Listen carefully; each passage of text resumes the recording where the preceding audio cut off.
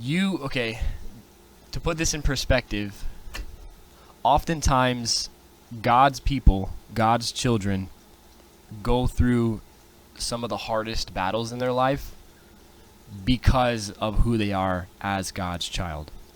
And you might be thinking, why? Why does it have to happen that way? One, because your life has purpose, and the devil is a liar, a thief, and a killer. The devil steals, kills, and destroys, right? So oftentimes, God's children who are blessed from birth, it's your birthright, you were blessed from the moment that you were born. The devil has stopped at nothing to try and tear you away and try to rip your life apart. He's tried everything and anything and all that he can to make you feel like you're not worth it, to make you feel like your life should not be lived. He's done everything to make you feel like nobody loves you. He's done everything and anything to make you feel that way. But understand that because you are so blessed, that is why you're under so much attack. And that is something to consider as a blessing. But because you are so blessed, that is why the enemy wants to attack you. I wasn't technically supposed to be here. Not to be non-family friendly, but I'm what is considered to be a rubber baby. I wasn't even supposed to be born. You know, in earthly standards, I would be considered an accident. And there was a point in time where I was like, dang, I really was an accident. Like, I wasn't even planned to be here. Why am I even here? But then putting it in retrospect and understanding who God is and why he does what he does, there was no accident. It might have been an accident in the human mind, like by human standards, but from the heavenly, godly standard of who God is and why he does things, I understand that I have purpose.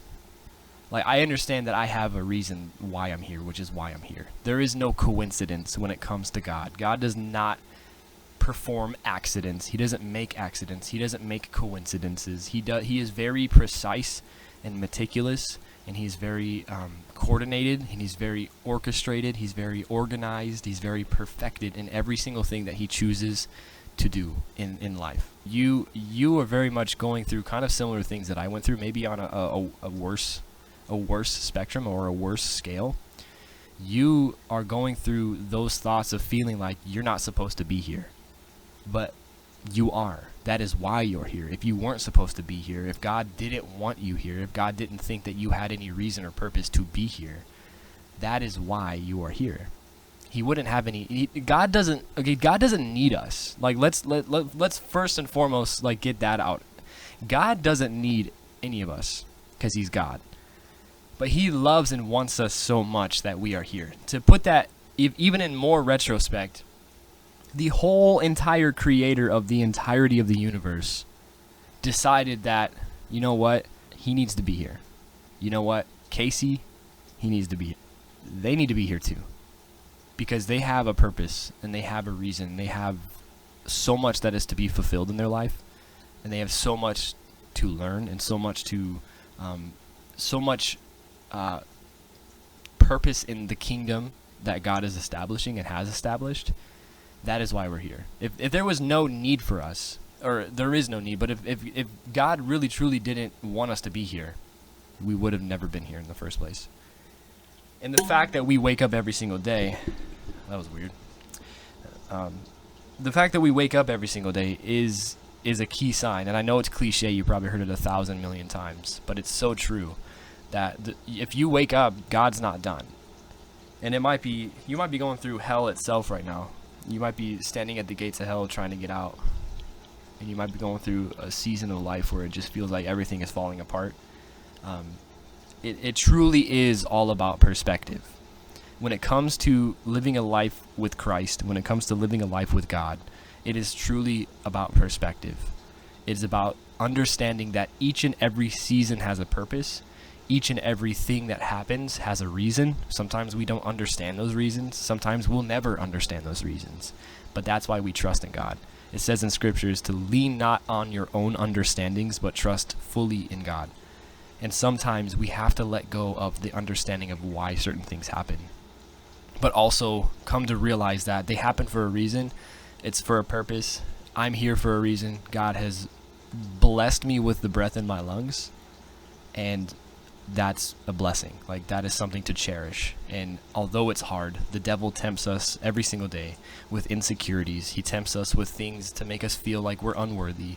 He tempts us to make us think about the past and all the failures that we've ever made, or all the people that have ever hurt us. The devil is nonstop dangling a carrot in front of our face saying, you're a loser, you suck, you should not be here. Whereas God is just waiting for us to look at what he's seeing, and for us to realize that our life is not on accident. It's not. Everything that we've ever gone through has a purpose and has a reason. And I know that doesn't help the hurt. Trust me.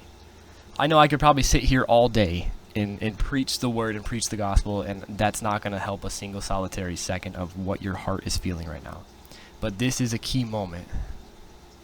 This is a prime time for you to sit in the presence of God, because as much as I wish that I could heal your heart, bro, I know one healer that can do it better than anybody else, and that's Jesus Christ, and that's God. And I know that every moment and every season that I've ever gone through where I felt literally like my heart was being twisted and ripped apart, all those seasons that I remember going through and sitting in the presence of God in the past 4 years that I've been a Christian, I can truly, truly say that those moments were some of the best decisions that I've ever made.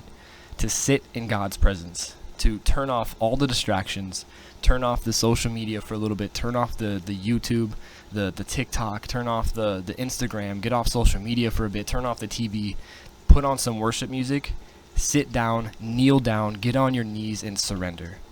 Like, in that moment when you are just fully focused and you are just locked in, not any distractions around you, sitting. I do it all the time in my room, bro. I will literally, right in this spot right here, I will turn everything off, and I will kneel down on my knees, and I will bow before God, and I will say, God, please help me. I am going through it right now.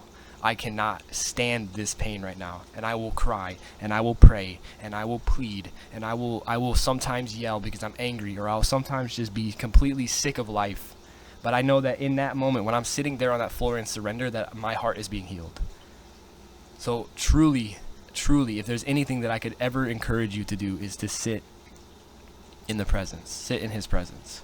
Just get all the crappy distractions out of it. Stop. Tell your, and I'm not saying that she's a distraction, but tell her that you just need to take a moment, take 30 minutes to just put on some worship music and just sit. Just stop and sit. Don't work. Don't plan.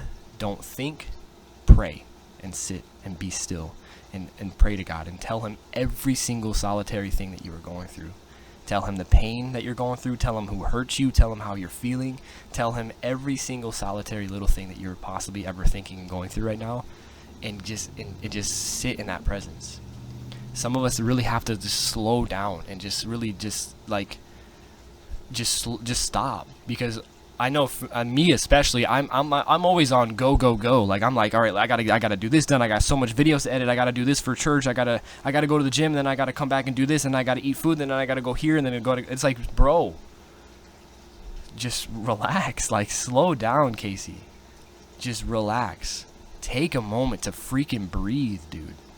Take a moment to just be still. Rest. Those who are weary can find rest in God's presence. And I feel in my spirit that that's what you really need right now.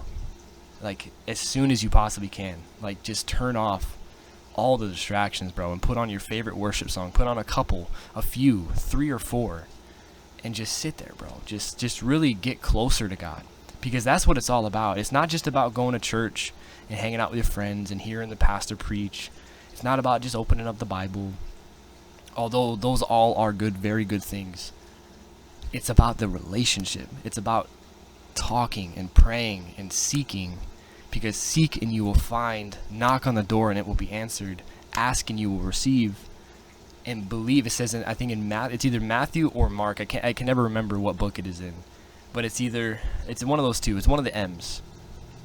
That when you pray, believe that you will receive it and it will be given unto you. So oftentimes we pray things and we're just sitting here still worried about it. We're sitting here still just like eating ourselves alive about it. That's where we practice our faith. And in moments like this, that is why faith is necessary, because if we didn't have moments to practice our faith, faith would be useless. What would we need faith for if we never had moments where we need to pray? Like, truly. So I highly encourage it, man. Like, cry as much as you need to. Like, cry and pray, and if you have to yell, then yell.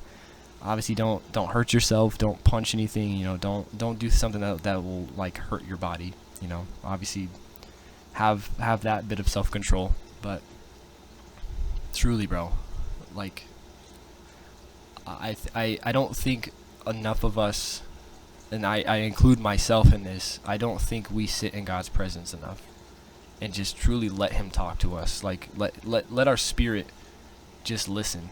Like, sit in the silence, or not sit in the silence, but like just sit in maybe, I mean, even in silence. If you don't want to put on worship music, then by all means. But I know that music always spoke to me. It always speaks to me. I know that music is my life. Like, gosh, I can't imagine a day without music. But if silence is what you prefer, then you can sit in silence. But truly, turn everything off, bro. Turn off the thoughts. Turn off the go.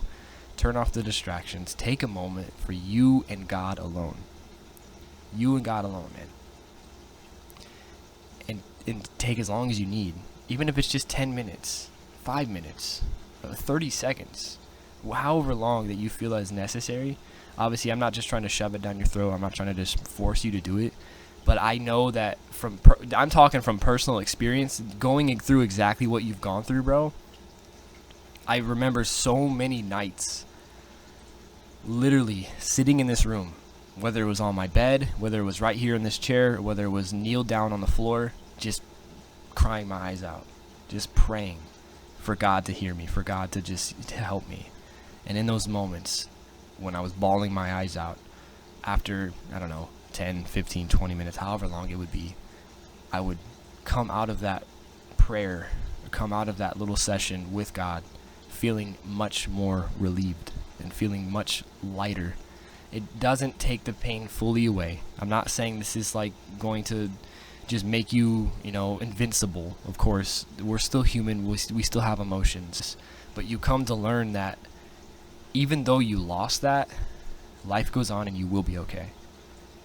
And you don't need to be dependent on certain things in order to be okay. Take all the time in the world to grieve, bro. Like, by all means, I'm not trying to say that you shouldn't feel the way you feel. So I don't think you're thinking that I'm saying that, but by all means, if you do, or if you have, or if I'm coming off that way, please, bro. Like, it even says in scripture to take all the time that you need to grieve. There is a time to grieve and there's a time for joy. So take all that time you need, bro. Like truly take as much time as you absolutely need it. Just, take your time with the healing. Healing is not a light switch. I just know, like I said, from personal experience, that these are the things that have helped me in my walk and helped me with the things that I've faced that are similar to what you're going through currently. And I can only hope and pray that it will help you like it helped me, because I know the power of God, man. The power of God is like no other. To truly experience his greatness it's nothing. There's nothing comparable to it. So that's it, man. I hope that helps. I hope it wasn't overbearing. I hope I wasn't overstepping any boundaries.